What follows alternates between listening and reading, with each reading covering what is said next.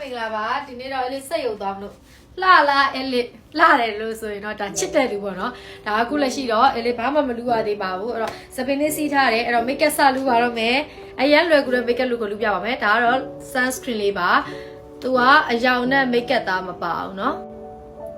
အဲ့တော့ sunscreen လေးစလူပါတော့မယ်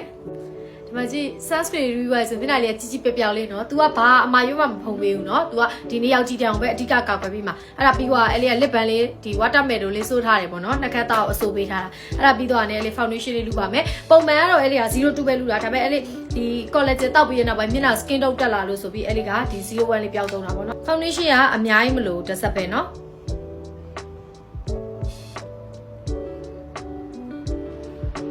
အဲ့တော့ make up သားကိုအချိန်ကုန်တက်တာပြီးတော့ make up သားကိုလုံးဝမကွက်အောင်ဆိုရင်အဲ့လေးဒီ brush လေးသုံးပါမယ်ဒါကတော့ light green brush လေးပါအရန်လူလိုကောင်းတယ်သူ့အမွှေးလေးကအရန်တူးညံ့တယ်နော်ဆွဲပြမယ်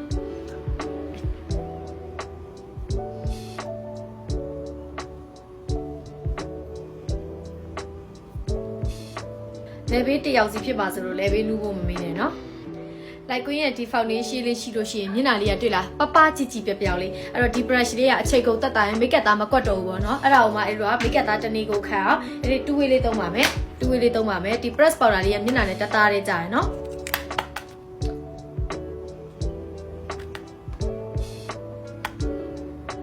မကြီး two way လေးသုံးပြီးသွားတဲ့အခါမှာမျက်နှာလေးကတိတ်တိတ်ညံ့ညံ့လေးဖြစ်သွားရယ်ပေါ့နော်အဲ့တော့အဲ့ဒီနှာခမ်းလေးဆိုးပါမယ်လုံးဝနုနုဖက်ဖက်လေးဖြစ်သွားစေမယ် AN2 color လေးအဲ့လေးစိုးပါမယ် eye shadow ရောပါနီရောနှာခမ်းနီရောစိုးမယ်နော်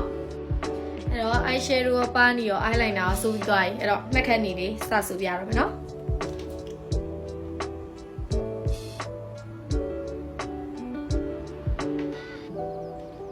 lip balm ကိုအောက်က6အောင်မဖြတ်လိုက်တော့မနည်းနည်း6စောက်လိုက်ရတယ်ပေါ့နော်ဒါ AN2 နဲ့ lip balm ရောက်လေးဆိုတော့နည်းနည်း AN2 လေးကနည်းနည်းလေးအယောင်တောက်သွားတကယ်တမ်းသူ့ထက်နည်းနည်းဖြော့တယ်နော်အဲ့ဒါအောင်မှအဲ့လေးက AK6 limited edition ပစ္စည်းပြက်နေတဲ့ထဲကအတွေးဆိုလိုက်မယ်နှစ်ယောက်ဆက်ဆိုးတဲ့ချိန်အရန်လှတယ်နော်ကြည့်ကြည့်လိုက်ဘာနဲ့မှမတူဘာရောင်နဲ့မှမတူတွေ့လား